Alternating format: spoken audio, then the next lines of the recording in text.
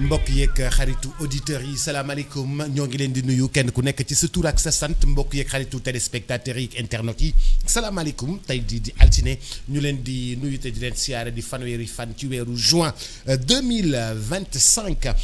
di am mbégte di àndandoog suñuy partenaires yi di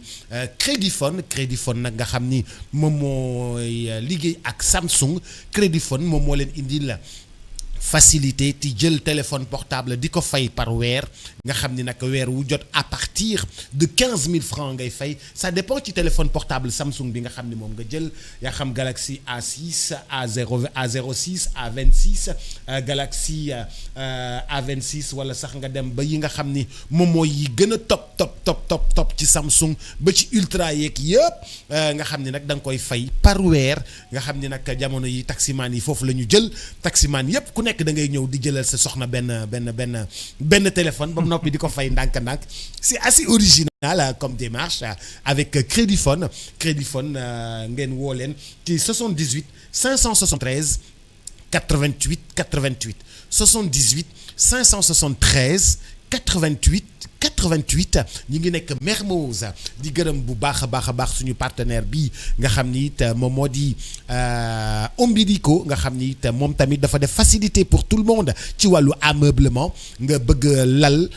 chambre à coucher nga bëgg armoire nga bëgg salon nga bëgg décoration d'intérieur loolu yëpp loo ci bëgg ki nga xam ni moom moo di Ombilico daf lay defal ay facilité nga xam ni it da ngay ñëw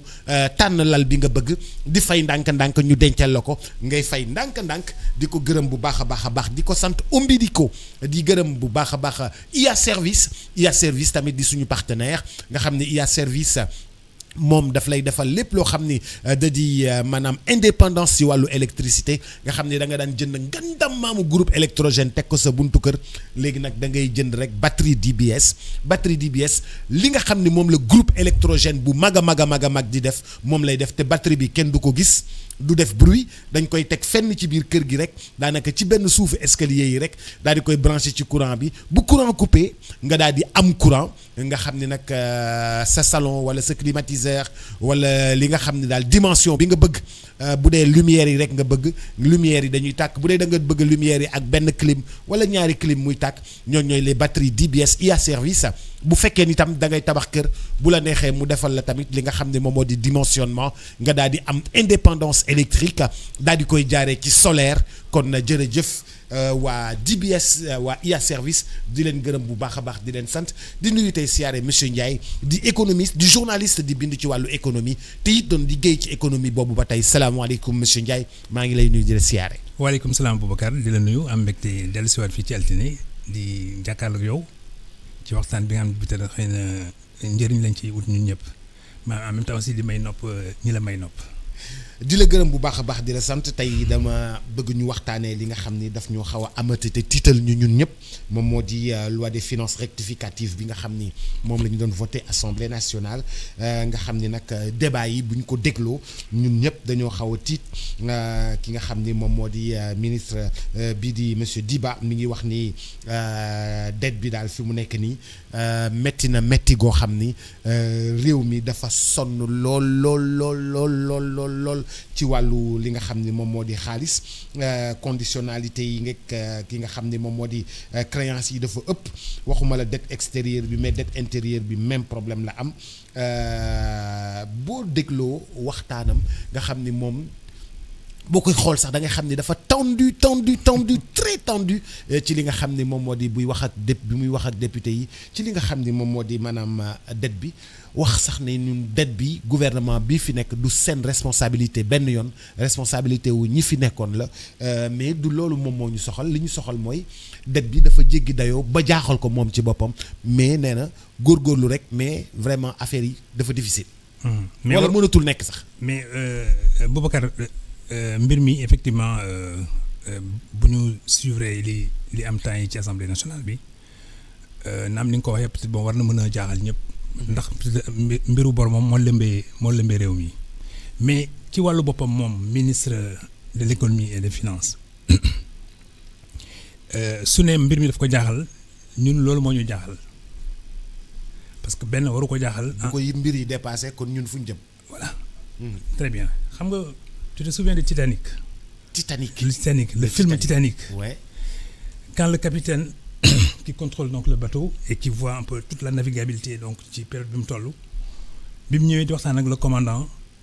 dès que le commandant bi mu ko gisee rek la xam ne peut-être bon lambay ñaaw na te ça devait être le dernier à manifester des signes d'inquiétude même ci kanamam xam nga donc le commandant ne ko nag jëlal maa bi hissé ko taxawal nga jàkkaarloog iceberg bi bii ngay gis nii nga jàkkaarloog moom et que ñi la wër clients yi ñi nga commandé ñëpp bu ci kenn peut-être bon gis ci sa kanam tiitaange bay peut-être bon di def naka sudul noonu su ma ko transposé ko indi ko ci suñu réew ñu indi lu mel ni maanaam suñu situation économique parce que man damay je pars d'un postulat kuy yootu réew kuy bëgg a xëccoo réew ba jot nguur loo fa fekk warul a jaaxal parce que yaay yootu ne par bëgg naa lii kon loo fa fekk aussi peut-être bon am nga kattan capacité ak muñ ak dal pour loolu nga jël ndagam yow yaa ko yootu woon léegi nag jox nañ la ko comme ça yow nga góorgóorlu xool naka nga ciy génnee naam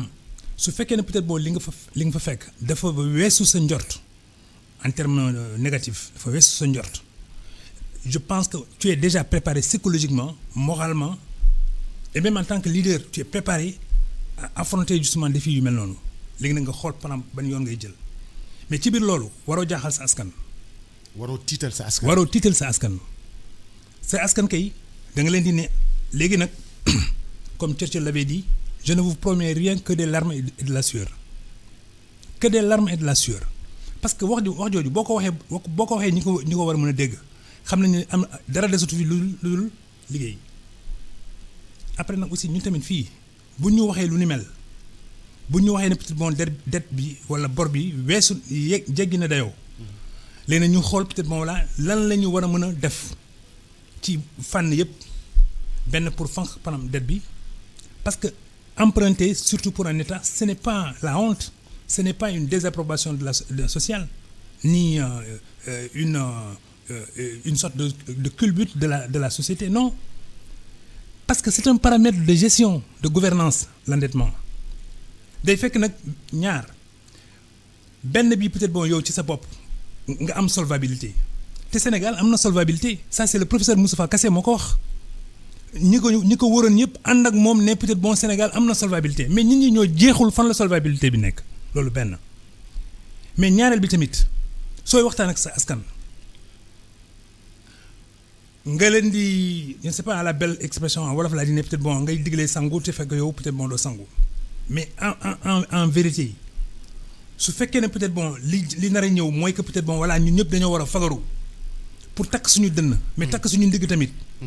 mais ñi jiitu tamit war nañ takk seen dënn pour que peut-être boo ñu xam ne caaxaan jeex na caaxaan faxe comme ni ko suñu mbokk séeréer dafay ñoom Antoine kon nag ñu war a defee noonu yëf yi teg ay chiffres yi nga xam ne peut-être bon chiffres yi nga xam ne yu kenn mënul laam-laame la yu kenn mënul contester la xam nga yenn réew yi nga xam ne peut-être bon toujours dafay am ay jeexi jaaxa entre opposition et pouvoir dafa am ay organismes yi nga xam ni ñoom seen nekkin biir réew mi dafa am dayoo ba nga xam ne lu ñaar werante wala lu ñaari politique werante ci ñoom la ñuy dem pour ñu àttee xam fu dëgg bi féete wala xam peut-être bon wala fu mbir mi féete comme ça ku nekk xam la nga waxoon foo ko wekkoon c'est-à-dire que y a des organismes yi nga xam ni ñoom ñooy saytu mbirum état mbirum économie mbirum koom ba nga xam ne peut-être bon bu fekkee ne peut-être bon ñii nee nañu temps la ñeneen ñii nee temps la organisme yooyu ñoom ñooy génn nag parce que dañu am autonomie dañu am à la limite même indépendance mais en même temps aussi dañoo am peut-être bon vision bi nga xam ne peut-être bon day transcender les visions partisanes si bien que donc bu ñuy génnee ci ñoom it aussi seen i gis-gis pour xaw a peut-être bon tënk ni réew mi di doxee ak Sénégal fu mu toll kon askan wi peut-être bon ñoom lay jébbal moom lay may nopp ñoom lay gën a déglu parce que organisme boobu moom mooy àtte te ñooñu nag quelque part peut-être bon ils sont un peu dépassés dans le débat wala boog seen wax c'est inaudible en raison justement de de la situation un peu bi nga xam ne bi moom la ñuy dund nii. te teguwul ci ay anam yi nga xam ne peut-être bon voilà dina may nit ñi des espoirs parce que un pays quelle que soit la situation conjoncturelle bu muy vivre li am solo ba am solo rek mooy peut-être bon naka la ñuy mobiliser waatee nit ñi pour ñu sumb ci liggéey bi peut-être bon voilà mën a génn ci situation bi ñu nekk. parce que dëkk yu nekk traversé nañu ay situations. traversé nañu ay crises yi nga xam ne peut-être bon dañoo foogoon ne sax xëy na duñu ci génn. mais day am ay messages yu jàll. day am ay leaders yu koy incarné. day am aussi bon des politiques yi nga xam ne peut-être bon dañ koy bâtir pour peut-être bon moom mu wane ne que effectivement yoon bi ñëpp jàpp nañu ne yoon bi moom mooy yoon bi baax bi pour génn ci goutte gi. Dans les explications par-ci et par-là, quand tu entends les députés de l'opposition dire que nous, ce qu'on a pris pour le pays, c'était pour bâtir des routes, c'était pour bâtir des trucs, c'était pour bâtir des def terre, def li, d'accord? Et puis les gens s'accusent mutuellement. Ñun li ñu jël dañ ci tabax réew mi yéen li ñu def ci 12 ans yéen lépp ngeen ko ci 1 an c'est compliqué en fait. Non c'est très compliqué Boubacar te loolu moo warul parce que on est dans un jeu c'est toi c'est pas moi non c'est pas moi c'est vous au point que peut-être bon léegi nag maintenant askan wi fan la ci war a mën a toll kan lay jox peut-être bon baat kan lay jox dëgg moo tax ma sànq xëy na peut-être bon leeraluma loolu mais y a des organismes yi nga xam ne nii bu demee peut-être bon ba ñu yegg ci cappaandaw gi nga xam ne peut-être bon ñii dañoo jëm ni ñii jëm na li ku nekk di ne peut-être bon man li ma yor ci ay chiffres ma am dëgg te organisme yooyu ñooy génn je ne sais même pas peut-être bon si l'expression existe au Sénégal enfin dans la nomenclature des institutions mais c'est une sorte de ombudsman genre organisme bi nga xam ne peut-être bon ñoom lu nit ñi peut-être bon war a mën a peut-être bako di ne maa ko def wala def moo ko yooyu yëpp ombudsman boobu peut-être bon moom am na toutes les données c'est un peu à la limite le rôle que joue la Cour des comptes mais puisque la Cour des comptes elle est ombilicalement associée à la puissance publique. Donc yenn yi bu ko génnee am na ñi nga xam ne par exemple dañuy ne peut-être bon yow amoo baat bay am bët. donc yow peut-être bon kenn du la dootul am crédibilité. dootul am crédibilité. si bien que y a des organismes yi nga xam ne à la limite seen devoir d'ingratitude vis-à-vis de l'État mooy que dès que l'État instauré situation boobu institution yooyu ñooñu par exemple seen liggéey bi ñuy liggéey ak rapport yi ñu leen di jox peut-être bon pour ñu war a mën a liggéey seen liggéey moo leen di may autonomie ñu nekk indépendant vis-à-vis même de l'État qui les a nommés. vis-à-vis même de l'opposition peut-être bon kii bi nga xam ne ëllëg aussi mooy yootu peut-être bon seen i kii mooy yootu peut-être bon pouvoir bi si bien donc ñoom suñu génnee benn chiffre rek dañuy ne ko gonga parce que ñoom la ça on l'a pas malheureusement dans le débat actuel nga xam ne peut-être bon opposition à gauche pouvoir ici à droite il devait y avoir cet organisme là pour génne nag avec peut-être bon maintenant l'aval des grands économistes yi nga xam ne peut-être bon au moins ñoom aussi ils ont réfléchi sur ces questions tant à l'université que dans les recherches dans les études ou bien dans les planifications ou dans les grandes institutions nga xam ne ñoom it war nañu mën a génn parce que effectivement bu wax dëgg jotee ñooñu tamit dañoo war a génn ci seen keppaaral gi ci seen silence bi pour mën a peut-être bon indi quelque chose qui peut édifier quand même l'opinion mais on est en train de politiser un instrument de pilotage stratégique justement de la nation sénégalaise de le politiser budget kenn waru ko fooyee budget kenn waru ko peut-être bon di c'est vrai day refléter la politique bi nga xam ne bi peut-être bon moom moo nekk en cours c'est vrai parce que ñoom ñoo ne peut-être bon voilà ñun lii la ñu bëgg ndagam askan bi may nañu baat ñun lii la ñu bëgg a doxal mais xam nga peut-être bon s'endetter Boubacar ci yoon l'État bu fekkee ne peut-être bon dafa nar a ne man dama war a lebi te li may lebi lii la temps la fii la toll xayma naa ko mais war na wax aussi askan bi ginnaaw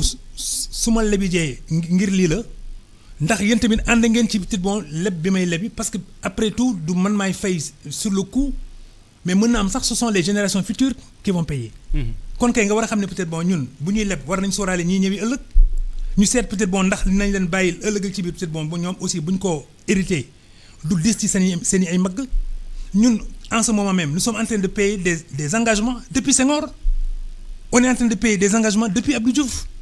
et pourtant kenn laajuñu suñu baat au moment où ñoom ñuy contrat de dette yooyu mais su fekkee ne peut-être bon loolu ñoom lu ñu ci jublu woon rek mooy fay ay salaire def ay budget de prestige di defar ay je ne sais pas quoi en tout cas tout ce qui est prestige bu fekkee ne yooyu rek la woon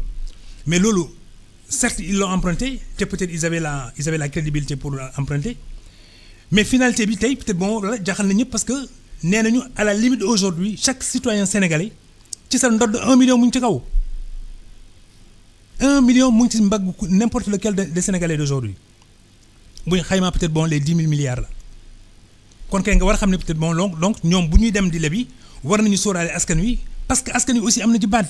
am na ci vision à travers ces organes délibérants wala à travers peut-être bon ces personnalités les plus remarquables ou wala boog à travers ay kuréel yi nga xam ne bi askan bi moo ko jébbal Sénégal pour ñu war a mën a peut-être bon voilà xool doxalin bi naka lay war a mën a sottee mais est-ce que ñun dañoo am je sais pas l'expression que j'emprunte à Ibou Fall dañoo am indiscipline budgétaire parce que li ñuy def nii lu ñu mënti leb ak lu ñu mënti am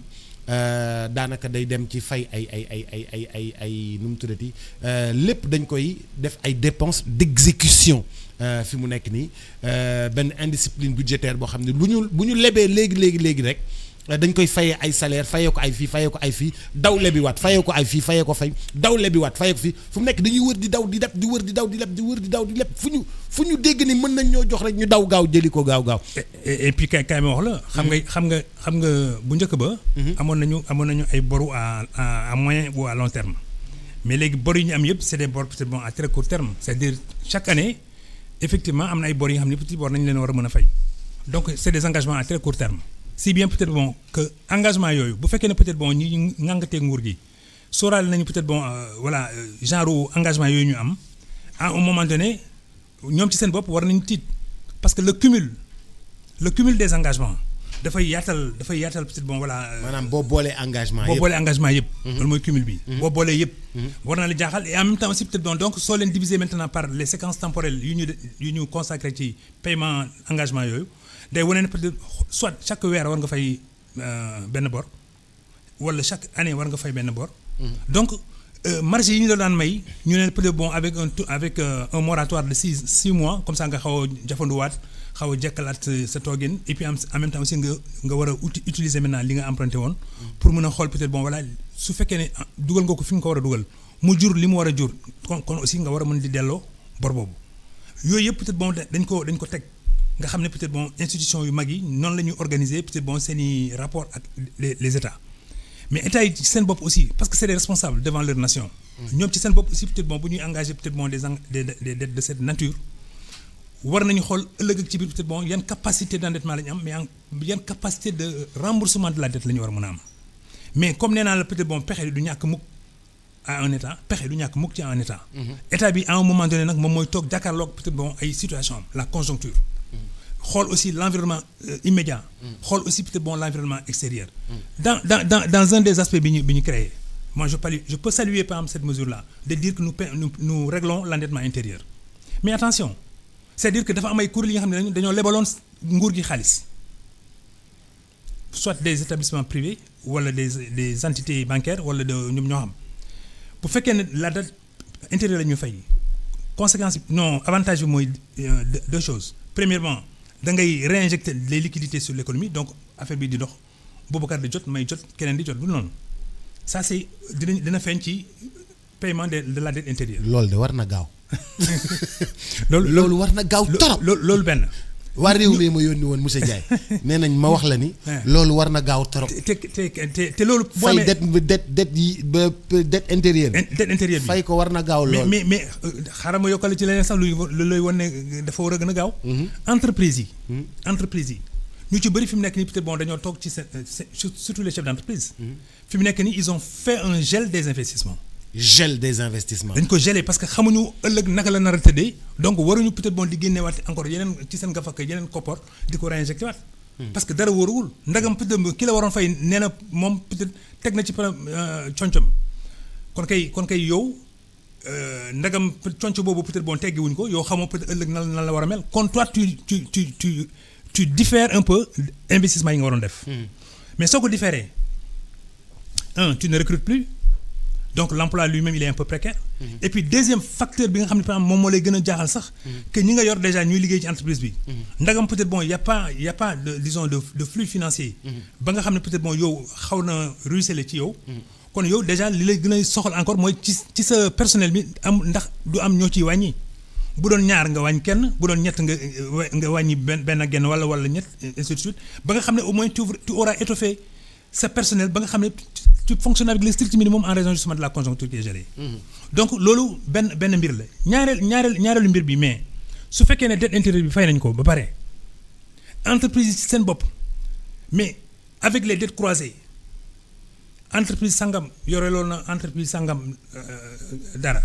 keneen aussi yoreloon na keneen dara. xam nga donc ñoom ci seen bopp ñu ngi doxalaat seen diggante di gën a rabaat seen diggante ku nekk nag di xool peut-être bon par rapport ak li ñuy am. naka la ñuy mën a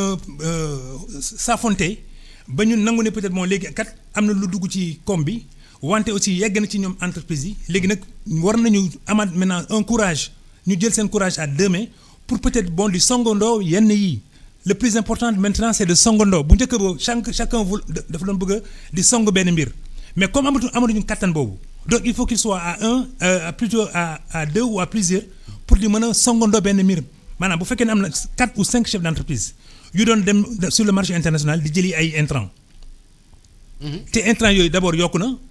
donc seen pouvoir d'achat wàññeeku na ñoom mënatuñu peut-être bon yootu yooyu intrants xëy na bu ñu nekkee ñaar ñeent. bu ñu lëkkaloo seen i ay moyens war nañu mën a dem jëli intrants yooyu parce que effectivement ñoom ñoo bokk peut-être bon à la limite le même marché bu ñu demee jëli intrants yooyu indi ko dinañ ko stocker donc dinañ am une rationalisation justement des stocks ba pare aussi peut-être bon bu ñuy utiliser stock yi tamit ku nekk dina xam peut-être bon sa kattan ak sa mën-mën fu mu yem pour nga war a mën a jël ci stock bi enfin loolu ñoom ñoo koy régler mun naa ne sama yoon nekku ci. ci gàttal mais ça day wane na rek peut-être y a une relance de l'économie. yëf yaa ngi jibaat gars yaa ngi dellu si sourire yaa ngi dellu si mais en ce moment quand tu rencontres les gens dans la ville mais tu as l'impression que tout le monde est agresseur parce que tout le monde a le visage crispé Boubacar. Tu as l'impression que tout le monde est agresseur. Mais parce que tout le monde a le visage crispé. Chacun est crispé. Et comme on dit que la teranga sénégalaise c'est la teranga du sourire mais tu imagines maintenant la conjoncture actuelle qui se vit est-ce que la teranga elle est toujours souriante. kon nag ñu war a xam ne peut-être bon am na benn donnée qui est une donnée immatérielle c'est-à-dire le sourire. La personne quand elle arrive ce qu'elle ressent le plus c'est la teranga c'est-à-dire le sourire elle-même après son séjour aussi elle repart avec l'impression que le sourire est codifié justement dans son esprit kon buy dem day wéyaale na que Sénégal am na teranga parce que moom moo lay gàttandu moom moo lay gunge te aussi moom ngay garder pendant des années ngay ba ëllëg ci biir sax bu fekkee ne yàlla may na la ay bantu maam yàlla nga ne leen peut-être bon dama leen di xiir ngeen dem Sénégal parce que dëkk bu mel nii la c'est ça c'était ça peut-être bon le coefficient d'amabilité le coefficient peut-être bon d'adhésion des autres vis-à-vis du Sénégal mais kon nag ñun ñoo war a toog ŋànk suñu det ak lu mu war a mën a toll ŋànk ko et puis en même temps aussi ñu jox baat ki nga xam ne prima moo ko yelloo Boubacar c'est le plus important. lan nga bëgg wax foofu. li ma bëgg a wax mooy peut-être que nous avons des économistes de renommée nous avons peut-être bon des hauts fonctionnaires de l'État yi nga xam ne peut-être bon certains même ont pris leur retraite mais quand bien même ils ont pris leur retraite ils n'ont pas pris leur retraite vis-à-vis de leur propre pays. Oui. du dëgg. bu ñu demee ba gis ne peut-être bon dara jaaxal na leen ci réew mi ñoom ñu ngi xippi seen bët ñu ngi tàllal seen nopp di déglu di xool kon kay ñu war a leen dugalaat ci mbir mi xool peut-être bon naka la ñuy mën a ñoom it aussi peut-être bon indi seen xam-xamu démb ak seen xam-xamu ba. je te donne trois personnes. Prosper Youm c'était un haut fonctionnaire de l'État sénégalais. Prosper Youm. xam naa ne seen génération du ko xam. Il a fait les beaux jours justement de la Banque mondiale et du Fonds monétaire international man ak moom dañu doon dóorante toujours ay ci affaire Fonds monétaire il connaît mon opinion par rapport à ça mais bref c'est un fonctionnaire émérite de la finance internationale. Mamadou Lamine Loum ancien premier ministre mais kooku dara jaaxalu ko ci chiffre dara jaaxalul Loum ci chiffre dara da lay defal nomenclature bi heure boo ko yeb mu defal la nomenclature bi mu wal na peut-être bon bu ci nekk postam lu fay dem naka lañ koy mooñee muy dem ainsi de suite. Il y en a un autre grand économiste haut fonctionnaire de l'État aussi Abdoul Aziz Diop on l'appelle Seng Diop. Ça c'est des cerveaux de l'économie sénégalaise je veux dire au plan pratique je ne parle pas de l'université je parle au plan pratique des gens yi xam ne ñoo ŋànkoon économie sénégalaise. mais ñooñu ñëpp ils sont aujourd'hui à la retraite. lu tere de temps en temps ñu associer leen pour ne leen voilà un problème comment le régler du ñu bouger fu ñu nekk ils appellent au téléphone wala ñu génneel la ay solutions wala ñoom ñett ñu boole leen mais on l'a vu en France quand par exemple à un moment donné je ne sais pas c'est lequel des ministres de l'économie et des finances, je pense que c'est Chander Nagor ou je ne sais Alphandéry, je pense que c'est Alphandéry. Alphandéry était ministre de l'économie et des finances, mais il m'a dit sortez-moi les premiers hauts fonctionnaires de l'État français. Ñu génne leen tëj leen ci benn hôtel pendant 4 jours, mais ils ont sorti peut-être mais une œuvre monumentale. C'est ça le patriotisme. C'est ça bëgg sa réew. C'est ça en même temps aussi peut-être man ba tey peut-être je suis utile à mon pays. C'est ça aussi peut-être s'impliquer quand le pays peut-être est dans une nasse wala nga xam ne peut-être situation bi noppi waratuma. Il faut que ma bokk ci xale yi gouverner aujourd'hui xëy na peut-être voilà su ma ñëwee dinaa leen jàppale ci lii dinaa leen jàppale ci mais day fekk aussi xale bi tamit xam ne am na ay mag yu fi nekk noppi nga dem ci ñoom xool waxtaan ak ñoom ngeen xool peut-être voilà réew mi naka lay mën a doxee. Mais su fekkee ne dañuy politiser le budget ñooñu dañuy toog seen salon di leen suivre di yëngal la bopp di ne ce qui se fait c'est pas ça. C'est le dernier bi nga wax moo am nag c'est plus trop politisé. Eh bien on ne doit plus politiser justement cela parce que quand ils arrivent tu as l'impression peut-être que chacun a un canevas benn ñaar il y a des éléments de langage yu ñu jox ku nekk. yow yaay wax lii yow yaay wax lii et puis ensuite ñu tëj ko. Mais je veux bien que le débat soit animé au niveau de l'Assemblée nationale. Je veux bien peut-être que les arguments soient mis sur la table, les uns et les autres. Tout ça, je veux. Mais quand il faut maintenant arriver justement par des arguments, à concéder face à l'adversaire parce qu'il a des arguments beaucoup plus outillés, ou bien peut-être à dire je ne renonce pas à mes arguments parce qu'ils sont beaucoup plus élaborés. Lolo peut-être c'est un débat démocratique. Lolo amna solo. Mais sur la base justement des chiffres, peut-être manipuler à des fins politiciennes ou à des fins électoralistes. On a fait l'élection présidentielle, on a fait l'élection législative, il reste les municipales, c'est dans peut-être 2 ans, je n'en sais rien. Mais donc quand même, on a une séquence d'accalmie au moins de 2 ans. Il y a une élection en vue. Quand on politiser maintenant la vie, c'est-à-dire que li ñu doon def ci politique yëpp def nañ ko ci présidentielle bi. Li ñu doon defaat ci politique yëpp def nañ ko ci législative. Kon xanaa kay yaa xam ne war nañ toog nag léegi maintenant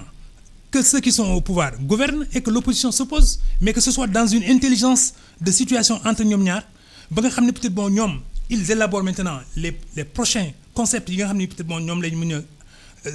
jébbal askan wi au moment où peut-être il va falloir se relancer sur le plan politique. Et le pouvoir aussi, puisque peut-être il a maintenant les leviers de pouvoir, il peut mettre en musique sa propre politique. Nga xamné peut-être amul dara lu koy mëna fanx ci digënté bi parce qu'il a la légitimité et la légalité. Ñaar ñooñu bu ko pouvoir amé mais waratul sonn ci ay débats politiciens que ce soit à l'Assemblée nationale, que ce soit dans les instances délibératives ou bien même que ce soit dans les médias ou bien peut-être dans les relais d'opinion et surtout encore dans les milieux d'influence. Fofu yépp peut-être le pouvoir doit avoir un contrôle assez normé. Opposition peut-être am une attitude plus citoyenne, plus républicaine, merci, plus républicaine, pour nous voir peut-être ok, mais c'est pendant ces 2 ans là quand même. Mais nous avons au moins une accalmie qui va permettre aux Sénégalais peut-être y compris peut-être l'opposition de ce point de vue-là. Moi, je affûté ses armes, di xol peut-être les erreurs des uns et des autres. J'ai eu vent que quelqu'un a dit l'autre jour. En fait, ils nous facilitent même la tâche parce qu'ils ne commettent que des erreurs sur leur parcours. Mais c'est une bonne chose. Ce fait qu'ils ne commettent que des erreurs. Mais arrivera un moment où peut-être vous qui constatez ces erreurs-là, vous accumulez peut-être et puis ensuite vous pouvez pour renverser un peu la vapeur. Mais dans tous les cas, entre ce micmac gouvernement-opposition, où tout le monde, où nous avertir que ni gaal gi fi mu jëm baaxul économiquement alors que nous on vient d'avoir du pétrole à exploiter, on vient d'avoir du gaz à vendre, du pétrole à vendre, ñu naan ñu mënatu leen amatu leen, c'est compliqué. En fait c'est alarmiste quand le président parle, c'est alarmiste quand le ministre de l'économie parle, c'est alarmiste quand d'autres parlent, c'est da ngay tiit alors que li fi amul woon yëpp am na fi. Boubacar, lucidité, c'est pas une variable, c'est une constante chez un homme politique. La lucidité, en quelque circonstance que ce soit, booy wax dara booy def dara xam nga fan nga xamee ne peut-être loolu baaxul ci n'importe qui. C'est-à-dire que dans un an bu fekkee ne weesu nañu situation bi dans un sens ou dans un autre yow mi doon wax loolu su fekkee ne peut-être xoolaat nga ko comme ni ko xale yi di waxee vaar da ngay jëpp sa bopp. parce que da ngay ne lii waruma koon wax wala ndax waru moon taxee nii wala waru moon toogee nii. Tu parlais tout à l'heure de l'indiscipline defe naa ma xaw a. indiscipline budgétaire mais bon élargissons l'indiscipline. Boubacar j'ai discuté avec un pèlerin vendredi ou samedi je ne sais plus mais en tout cas ci période bi j'ai discuté avec un pèlerin ñuy waxtaan ci affaire mbiru Makka.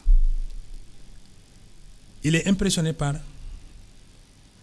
les pèlerins qui viennent des autres pays. Pour la première fois un Sénégalais, enfin lui c'est ce qu'il parle, pour la première fois un Sénégalais va à la Mecque, il rencontre ay yeneen xeetu musulmans kay seen colin sax tu as l'impression qu'ils viennent de notre monde quoi. beneen planète lañu. beneen planète lañu jógee rek et puis ñu tase fa quoi xam nga loolu benn. mais ñaar moom bi muy jógee fii di dem il pensait que les Sénégalais étaient très nombreux c'est-à-dire que ñoom bu ñu demee dañuy fees Makka quoi. dañuy fees Makka quoi tel que avion yi xaw ma la moom il était dans le 4e avion mu multiplié par le nombre de passagers mu ne bon donc Sénégalais yi bëri nañu mu dem fa mu gis ne que par exemple waa Azerbaïdjan tu as l'impression que c'est des njéeréer ay njéeréer c'est-à-dire que dañoo bëri ba mun a ba lim bi day weesu ko loolu benn mu gis indonésien yi première nation musulmane du monde indonésien mu gis leen mais ce qui l'a impressionné lui c'est la discipline de ces gens-là de ces pèlerins-là dañu nekk 2000 wala 3000 wala 10 000 sax ñu war a peut-être bon dugg ci benn buntu mais gis nga en moins de 2 minutes ñoom ñëpp dugg nañu tu vois 10 Sénégalais devant cette même porte ñuy mbëkkante di xëccoo di xotti seen i ay yére seen i loolu ñuy lëmusu laa nu mu tudd. armal bi ñu koy lëmusu bu bëgg yaa ngi may rey de bon seen armal boobu léegi ils sont 10 mais di nga dem ba ñëwaat nga fekk leen foofu ñuy rent ci buntu bi kenn du dugg. kenn du may sa morom ñu dugg mais pourquoi bon sang quand on va à l'extérieur du ñu jàngal nit ñi ne que le comportement ça fait partie justement de l'image immatérielle d'un pays. Le comportement la discipline ça fait partie des choses yi nga xam ne bi tous les observateurs du monde bu ñu dajee ci milieu yu mel noonu maanaam milieu Makka li ñuy lëmasu moo leen di mooy permettre que peut-être bon doo mën a différence kenn ak kenn. borom alal ak ku ñàkk. mais ci biir mbooloo moomu mais am na ci ay yoro. am na ci ay nit ñi nga xam ne peut-être bon ñoom dañuy seetlu xool peut-être bon ëllëg ak ci biir bu ñuy voyage fan ban dëkk la ñuy dem. wala bu ñu demee ci suñu bëggee investir ci ban dëkk la ñuy dem parce que ñi ñëw ci Makka gi impressionné nañ leen ci en termes de discipline d'organisation et peut-être aussi peut-être bon de piété ba nga xam ne ñoom ci seen bopp dañuy jël décision ne dëkk bi de ni ma gisee seen discipline fii ci Makka war naa mën a dem ci seen réew ma xool peut-être ñoom nan la ñu toogee wala nan la ñu tëddee et c'est important donc la discipline c'est extrêmement important ça veut dire quoi ça veut dire que dans la hiérarchie des pouvoirs il y a des gens à un moment donné de la conjoncture politique mais à un moment donné aussi peut-être bon de la situation politique du pays mais ñoom la parole ne leur appartient pas xaw ma ndax yaa ngi dégg fi may waxee la parole ne leur appartient pas la parole appartient peut-être bon à ceux qui détiennent les clés pour di mën a wax peut-être bon ci yenn situation yi mais bu fekkee ne ñëpp dañuy waxandoo ku nekk dina peut-être bon am naa légitimité pour wax mais finalement xëy na peut-être bon aussi Sénégalais yi noonu la ñu amee légitimité ne pour du ñu déglu kenn parce que bu ñëpp di waxandoo doo dégg kenn donc dafa war a am aussi des normes et une hiérarchie dans la façon dont il faut s'adresser au peuple sénégalais di ko wax li dugg noppam te di fa des c'est très important mais nag nit ñi éduqué wuñu noonu seen bopp te da nga koy gis peut-être bon dans les déclarations publiques des hommes publics da nga koy gis mais loolu nag moo dem ba ci chiffres yi sur la croissance sur peut-être bon voilà le PIB sur le PNB sur peut-être bon voilà la vraie richesse du pays. Sur le rapport de la Cour des comptes. sur le rapport de la Cour des comptes. mais yooyu yëpp bu fekkee ne peut-être bon dañ koy lëmbee rek comme di ko discuter comme peut-être bon comme on discute peut-être bon voilà du but bi Pape Doudou dugal démb xaw ma lan ci match bi wala dugul. Pape Doudou daa dugal. mais dégg naa dafa dugal benn bi et puis bon bi ñu ne yaa Cheikh la donc léegi il faut le xaw ma lan ñu koy VAR. VAR bi moo war a leeral yi fii kon nga war a xam ne Boubacar kon nga war a xam ne mais le sérieux budgétaire. dafa war a impacter l'ensemble des institutions du pays loolu benn le sérieux budgétaire. mais le sérieux aussi des personnalités qui incarnent ce sérieux budgétaire là. ñaar yooyu bu ñu lëkkaloo rek discours bi ñuy tenir war a mën a nekk un discours également sérieux pour que l'opinion soit sérieuse pour prêter une attention sérieuse à leur déclaration te loolu nag moo amagul donc réew mu la gën a discipliné mooy réew mi nga xam ne peut-être bon au moins jéego yu muy def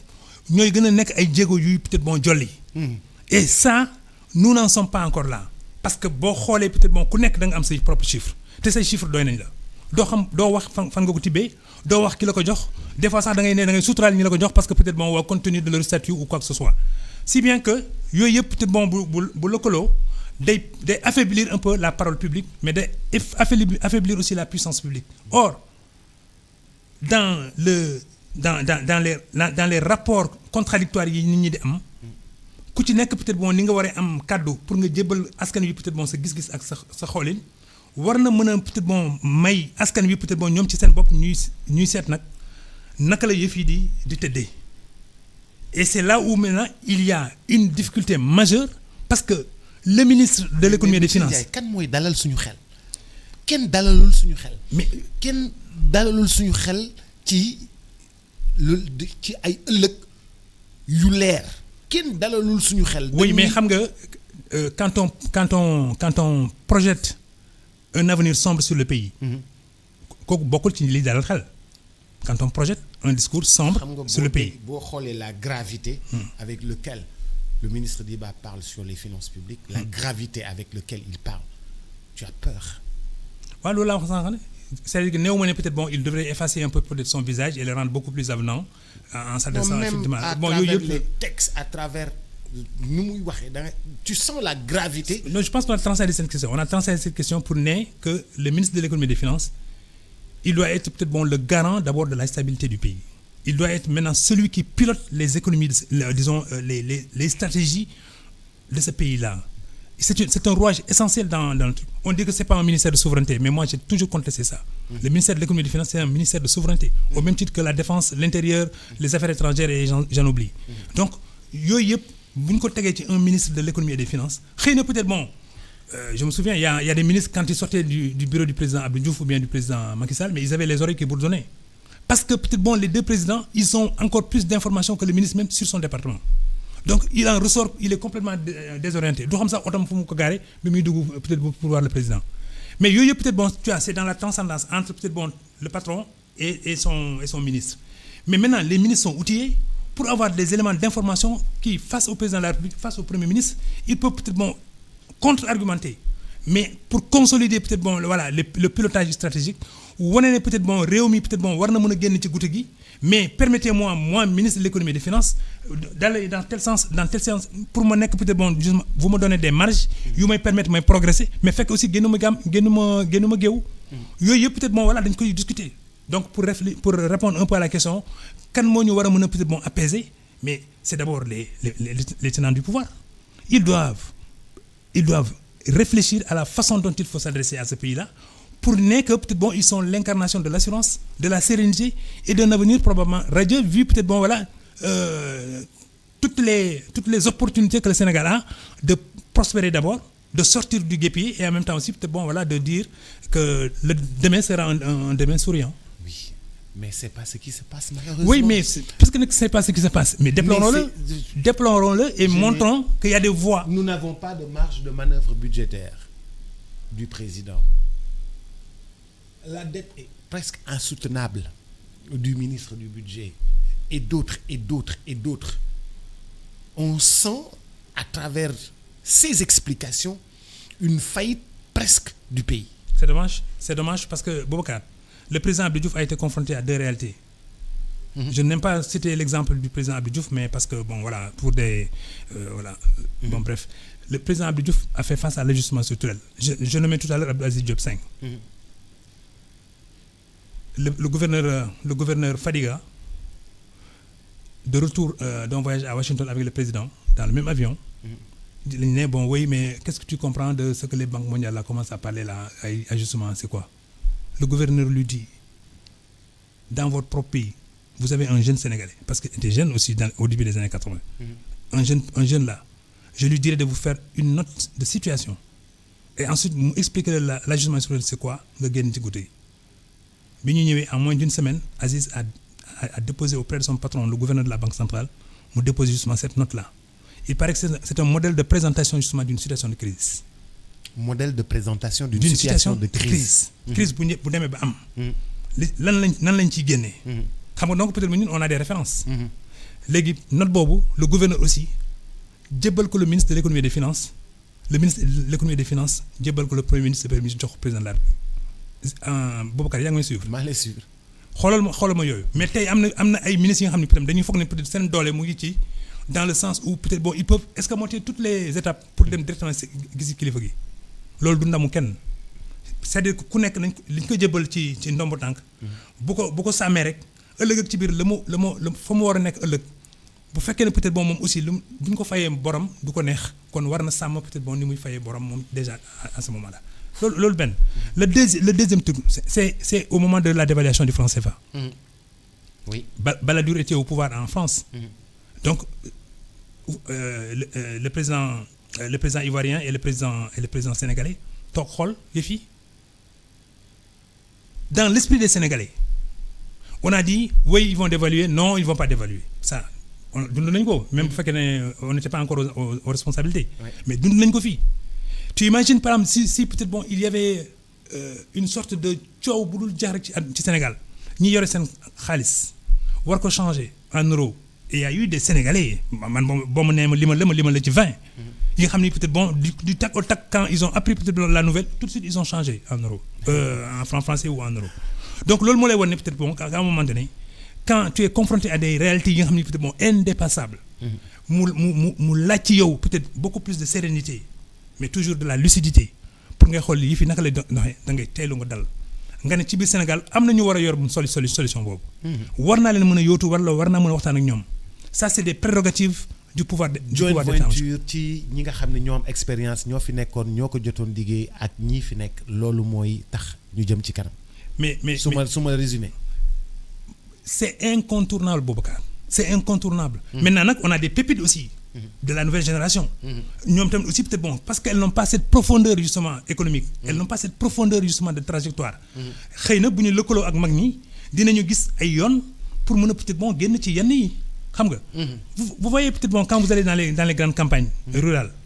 mais mag ña fa nekk peut-être bon yore ay 70 ans 75 ans. mais ñoo lay wane peut-être bon avant télé bi di ñëw. yan piste lañ doon jaar pour yegg ci dëkk bi wala génn dëkk bi. dëgg la c'était comme ça Boubacar. maa ngi lay gërëm bu baax di la sant. ñu bàyyi Antoine Diouf mu daal di tënk xibaar yi maa ngi kontaan bu baax a baax ci waxtaan wi ak yeete beeg ubbi suñuy bët mu gën a leer ci ñun ci jamono yi nga xam ni moom la réew mi di traverser merci monsieur Ndiaye. merci Boubacar. merci Antoine Diouf c'est pour un bulletin d'information et puis Cheikh Sarr ce sera dans Xorom ci Chine dans quelques instants à tout à l'heure.